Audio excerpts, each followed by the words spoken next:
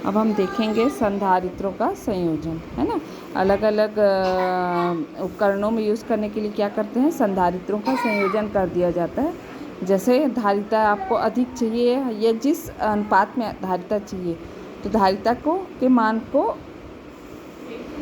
बढ़ाने या घटाने, जैसा भी हमारा यूज़ है, उस यूज़ के हिसाब से संधारित्रों को हम क्या कर दिया जाता है, संयोजन किया जा सकता है ना। तो दो तरह से संयोजन होता है, श्रेणी क्रम और समानांतर क्रम। श्रेणी क्रम में क्या होता है, एक संधारित्र का जो अंतिम प्लेट है उससे दूसरे संधारित्र के पहले प्लेट को, दूसरे संधारित्र के अंतिम प्लेट से तीसरे संधारित्र के पहले प्लेट को, इस तरह से एक के बाद एक श्रेणी क्रम में जोड़ा जाता है। इसलिए इसे श्रेणी क्रम बोला जा रहा है।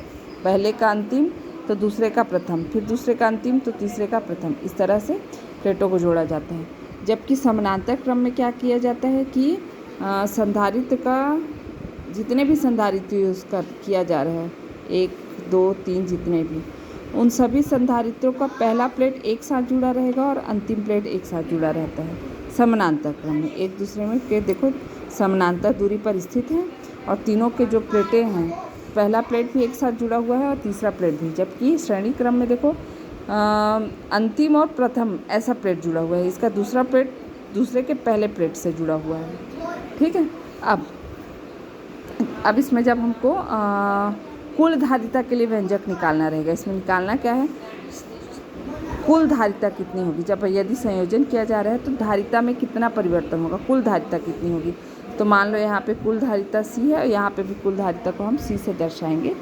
तो देखो श्रेणी क्रम में क्या होता है, जब Q आवेश दिया जाएगा, है ना, तो देखो C1 जो पहला प्लेट है वो पास में है, तो इसके विभव का मान अलग होगा, इसके विभव का मान अलग होगा और इसके विभव का मान अलग होगा। तो मान लो पहले वाले का विभव का मान V1 है, दूसरे के विभव का मान V2 और तीसरे के विभव का मान V3 है। तो परिणामी विभवांतर कितना हो जाएगा, V बराबर तीनों के विभवांतर को हम जोड़ लेंगे, अलग अलग जो विभवांतर है उसको। ठीक। श्रेणी क्रम में क्या होगा, विभव में विभवांतर अलग अलग रहेगा, क्योंकि आवेश जो है वो सबके पास एक साथ नहीं पहुंच रहा है। पहले वाले जो संधारित्र उस पर पहले पहुंच रहा है, फिर दूसरे में उसके बाद, और तीसरे में सबसे आखिरी। अब यहाँ पे देखते हैं, यहाँ तीनों में जो तीनों के पहले प्लेट में आवेश जो है वो एक साथ पहुंच रहा है ना। अतः तीनों का जो विभव है वो समान रहेगा।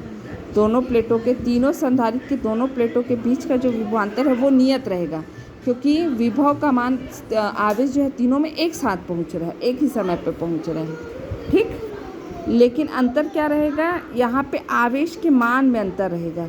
जैसा संधारित्र रहेगा वैसा वैसा वो आवेश को ग्रहण कर लेगा। तो यहाँ पे आवेश की मात्रा अलग अलग रहेगी, है ना।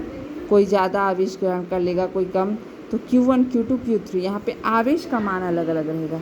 जबकि यहाँ पे देखो आवेश का मान उतना ही है, प्लस Q आवेश ही जाएगा, लेकिन विभव का मान अलग अलग रहेगा। तो ये दोनों के बीच का अंतर है, यहाँ पे विभव का मान अलग अलग रहेगा, यहाँ पे आवेश की मात्रा अलग अलग रहेगी, क्योंकि तीनों प्लेट के पास आवेश एक साथ पहुंच रहा है।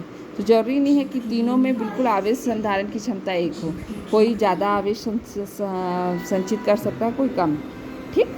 तो यहाँ पे जब आप अब देखो यहाँ पे क्या हो गया, V बराबर V। अब यहाँ पे क्या लोगे, कुल आवेश कितना हुआ, तो Q1 plus Q2 plus Q3। अब यहाँ पे C बराबर Q इंटू V होता है, हम जान रहे हैं, है ना। C बराबर Q अपॉन V। तो V इज इक्वल टू कितना हो जाएगा, Q upon C। V is equal to कितना हो जाएगा, Q अपॉन C। तो V1 इज इक्वल टू कितना हो जाएगा भाई, V1 बराबर Q अपॉन C1। यहाँ पे Q का मान समान रहेगा ना।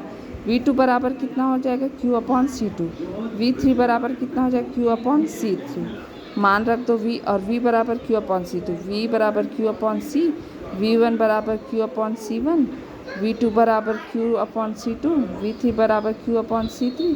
Q Q Q cancel, 1 upon C बराबर 1 upon C1 plus 1 upon C2 plus 1 upon C3। ये हो गया श्रेणी क्रम संयोजन में परिणामी का व्युत्क्रम अलग अलग संधारित्र के व्युत्क्रम के बराबर होगा, सीधे ऐसा व्युत्क्रम के योग के बराबर होगा। और यहाँ पे देखो Q बराबर Q1 Q बराबर Q1 plus Q2 plus Q3। Q बराबर कितना हो जाएगा, संधारित्र वाले फॉर्मूले से Q बराबर V इंटू सी। तो Q बराबर कितना हो गया, V इंटू सी, ये बड़ा Q। V1 बराबर कितना हो जाएगा, VC1, क्योंकि तीनों में विभव का मान सेम रहेगा ना, VC2 plus VC3। V common निकल के कैंसिल हो जाएगा, C बराबर मिल जाएगा C1 C2 प्लस C3। श्रेणी समानांतर क्रम में क्या होगा, जो तुल्य धारिता है वो सभी धारिताओं के योग के बराबर हो जाएगा। जबकि श्रेणी क्रम में कैसा था कि जो तुल्य धारिता का व्युत्क्रम है वो अलग अलग धारिताओं के व्युत्क्रम के योग के बराबर हो जाएगा। तो आप समझ सकते हो कि यदि हमको धारिता का मान अधिक चाहिए तो हमको श्रेणी क्रम में जोड़ना होगा या समानांतर क्रम में। जाहिर सी बात है, समानांतर क्रम में जोड़ने पर संधारित्र की धारिता का मान जो है वो और अधिक बढ़ जाता है, समानांतर क्रम में जोड़ने पर अधिक बढ़ जाता है, श्रेणी क्रम करने पर मान जो है वो कम हो जाता है।